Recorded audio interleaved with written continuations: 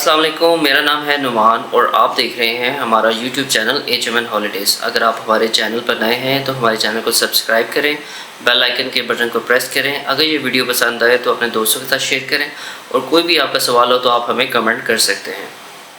आज जिस वीज़े को हमने डिस्कस करना है वो है टर्की वीज़ा। काफ़ी कुछ डेवलपमेंट्स इसकी आई हैं, प्रोसेसिंग टाइम में भी कुछ चेंजिंग आई है, तो मैंने कहा चलें इस पर एक शॉर्ट सी वीडियो बना लें ताकि आपको आइडिया हो जाए जो लोग प्लान कर रहे हैं टर्की जाने के लिए। और कुछ ई वीज़ा की भी उनकी कुछ रिक्वायरमेंट्स में चेंज हुई है, तो मैंने कहा चलें इस छोटी सी वीडियो में जो है मैक्सिमम चीज़ें कवर करने की मैं कोशिश करता हूँ।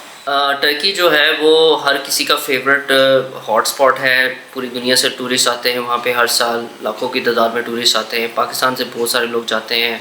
इवन जो लोग टर्किश एयरलाइन चूज़ करते हैं तो उनकी प्रेफरेंस होती है कि स्टॉप ओवर करते हुए जाएँ, चाहते हुए या वापसी पे टर्की विज़िट करते हुए जाएँ, ट्रांजिट वीज़ा इसका लेते हुए जाएँ या ई वीज़ा लेते हुए जाएँ। तो आज तो हमने इसी वीडियो पर डिस्कस करना है कि इसकी क्या पॉलिसीज़ कुछ चेंज हुई हैं, किस तरीके से वीज़ा ले सकते हैं, कितना प्रोसेसिंग टाइम लग रहा है।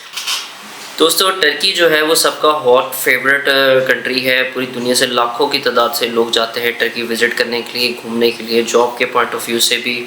और टर्किश एयरलाइन पे जो लोग ज़्यादा ट्रैवल करते हैं तो उनकी प्रेफरेंस होती है कि वो जाते हुए या वापसी पे स्टॉप ओवर करते हुए जाएँ।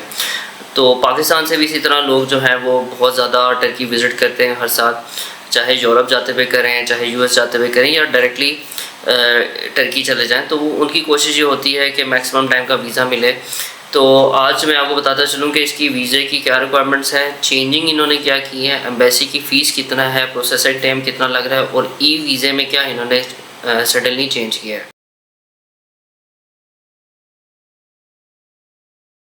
दोस्तों, पहले रिक्वायरमेंट्स की बात करें तो आपको बताता चलूँ कि टर्की का जो वीज़ा एप्लीकेशन सबमिशन होती है वो एनातोलिया में होती है। एनातोलिया ट्रैवल सर्विसेज बेसिकली एक थर्ड पार्टी है, जस्ट लाइक जेरीज़। जिस तरह जेरीज़ में डॉक्यूमेंट जमा होते हैं, इसी तरह एनातोलिया ट्रैवल सर्विसेज में ये वीज़ा एप्लीकेशन सेंटर है टर्की का। और ये पाकिस्तान के डिफरेंट शहरों में है, जिनमें इस्लामाबाद, लाहौर, कराची, फैसलाबाद, मुल्तान, गुजरांवाला, सियालकोट में, पेशावर में जो है इनके ऑफिसेज़ हैं। वहाँ पे एप्लीकेंट जाके अपनी एप्लीकेशंस जमा करवा सकते हैं। डॉक्यूमेंट्स क्या क्या रिक्वायर्ड है, इसमें आपके ओरिजिनल पासपोर्ट आपका रिक्वायर्ड है, प्रीवियस पासपोर्ट भी आपके चाहिए, पिक्चर्स चाहिए, FRC चाहिए, आपकी बिज़नेस डिटेल्स हैं, अगर बिज़नेस करते हैं तो NTN चाहिए, चेंबर की मेंबरशिप है तो वो रिक्वायर्ड होती है। इसके अलावा अगर आप जॉब करते हैं तो HR की तरफ से लेटर चाहिए होता है, सैलरी स्लिप चाहिए होती है, प्लस बैंक स्टेटमेंट भी रिक्वायर्ड होती है। ये डॉक्यूमेंट जो है जो यूरोप के लिए सेम टर्की के लिए भी एप्लीकेबल होते हैं। लेकिन जो बात हैरानी की है कि इनकी फ़ीस थोड़ी ज़्यादा है। लोग अक्सर हमें क्वेश्चन करते हैं कि जी इनकी फ़ीस तो है 16-17,000 है, आप बता रहे हैं 55,000 के करीब है।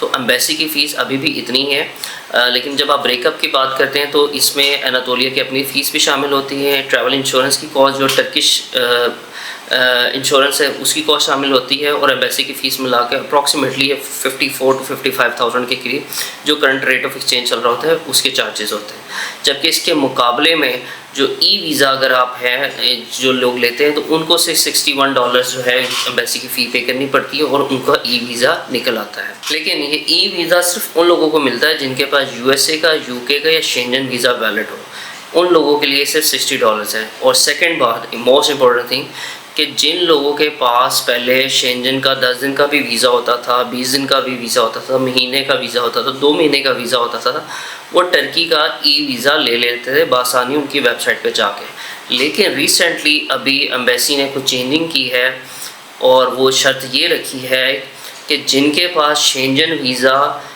6 महीने तक वैलिड होगा सिर्फ उनको टर्की ई वीज़ा देगा। लेट से आपके पास वीज़ा 2 महीने का वैलिड है यूरोप का और आप कहते हो कि मैं टर्की जाते हुए या वापसी पे रुक जाऊं और मैं ई वीज़ा ले लूं, तो अब ऐसा पॉसिबल नहीं है।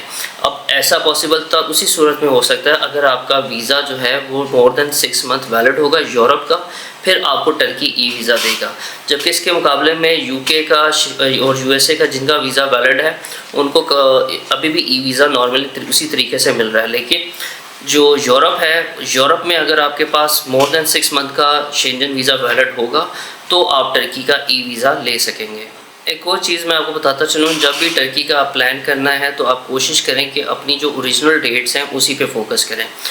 बाकी कंट्रीज़ जिस तरह यूके हो गया, यूएस हो गया, आप लोगों को जब वीज़ा मिलता है तो आपकी मर्ज़ी है, आप उस किसी भी टाइम पर ट्रैवल कर सकते हैं। लेकिन जस्ट लाइक यूरोप में अगर आपने जो ट्रैवल डेट दी है, आपकी वीज़ा वैलिडिटी उसी दिन से स्टार्ट होती है। इसी तरह टर्की ने भी ये किया हुआ है कि जो आप ट्रैवल प्लान, लेट से आप प्लान देते हो कि जी मैंने 1 जनवरी को ट्रैवल करना है या 10 जनवरी को ट्रैवल करना है, तो बेशक वीज़ा आपका पहले लग के आ जाए, लेकिन वैलिडिटी उसकी उसी दिन से स्टार्ट होती है। सम टाइम पहले ये करते थे कि जिस दिन वीज़ा इशू होता है वैलिडिटी उस दिन से स्टार्ट हो जाती थी और आप कभी भी 3 महीने के अंदर ट्रैवल कर जाते हैं। लेकिन पास्ट में पिछले कुछ दिनों में ऐसा भी देखने में है कि इन्होंने टू द पॉइंट वैलिडिटी दी हुई है। अगर आप प्लान रख रहे हैं अपना 7 दिन का, तो 7 दिन का ही वीज़ा देंगे। आप प्लान रख रहे हैं 15 दिन का, तो 15 दिन का ही देंगे। तो कोशिश करें कि जो आपकी बैंक स्टेटमेंट है उस हिसाब से अपना ट्रैवल प्लान रखें। ऐसा ना हो कि आपके बैंक स्टेटमेंट में बैलेंस लो और आप प्लान करें जी मैंने 30 दिन के लिए जाना है, तो ऐसा प्लान ना दें, रियलिस्टिक प्लान दें, अदरवाइज़ आपकी वीज़ा एप्लीकेशन रिफ्यूज़ हो सकती है। आज इस वीडियो में मैं ये भी बताना चाहता हूँ कि आपकी वीज़ा एप्लीकेशन रिफ्यूज़ क्यों होती है। सबसे पहले तो बताता चलूँ कि वीज़ा एप्लीकेशन हमेशा उन लोगों की रिफ्यूज़ होती है जिनकी वीज़ा की प्रोफाइल वीक होती है, उनकी ट्रैवल हिस्ट्री नहीं होती, या उनके पास फंड्स लो होते हैं, या वो किसी ऐसी जगह पे जॉब कर रहे होते हैं जो रिलायबल नहीं होती, जहाँ पे एम्बेसी को डाउट होता है कि आप ने ये फेक डॉक्यूमेंट्स लगाए हुए हैं। इसकी एक छोटी सी एग्जांपल देता हूँ कि बहुत सारे लोग 70-70, 80-80 हज़ार या लाख रुपए अभी सैलरी ले रहे होते हैं, लेकिन वो सैलरी स्लिप्स नहीं लगाते, वो सैलरी स्लिप्स की जगह कैश की सैलरी स्लिप्स लगाती है। तो ये एम्बेसी इस चीज़ पे बड़ा फोकस करती है कि अगर आपकी कंपनी अकाउंट से आपके पर्सनल अकाउंट में जा रहे हैं या कंपनी के अकाउंट से आपके सैलरी रिसीव हो रही है, तो वो एक अथेंटिक चीज़ होती है जो वेरीफाई भी होती है। और टर्किश एम्बेसी वो वाहिद एम्बेसी है जो बाकायदा बैंक से वेरीफाई करती है हर चीज़ कि बंदे की बैंक स्टेटमेंट ओरिजिनल है भी या नहीं। तो इस चीज़ का आपने ख्याल रखना है। तो जो लोग अच्छी ऑर्गेनाइजेशन में जॉब कर रहे हैं उनको तो हमेशा वीज़ा लग जाता है उनके। मैंने नहीं देखा कि उनका किसी वजह से वीज़ा रिफ्यूज़ हुआ है। वीज़ा रिफ्यूज़ उन लोगों के होते हैं जो कैश की सैलरी स्लिप्स लगा रहे होते हैं। और सेकंड चीज़ ये कि कुछ अरसे से जो है वीज़ा एप्लीकेशन का प्रोसेसिंग टाइम भी टर्की का जो है बढ़ गया है। पहले 2 हफ्ते में 10 दिन के अंदर वीज़ा एप्लीकेशन आ जाती थी, लेकिन आजकल ये मोर देन 20 वर्किंग डेज़ का टाइम ले रहे हैं। उसकी एक वजह ये भी है कि पहले टर्किश एम्बेसी इस्लामाबाद के पास अथॉरिटी होती थी वीज़ा इशू करने की, लेकिन अब ये सारे डॉक्यूमेंट्स की जो डिटेल्स हैं वो जाती हैं अंकारा में और वहाँ से अप्रूवल आती है, जिसकी वजह से टाइम लग रहा है।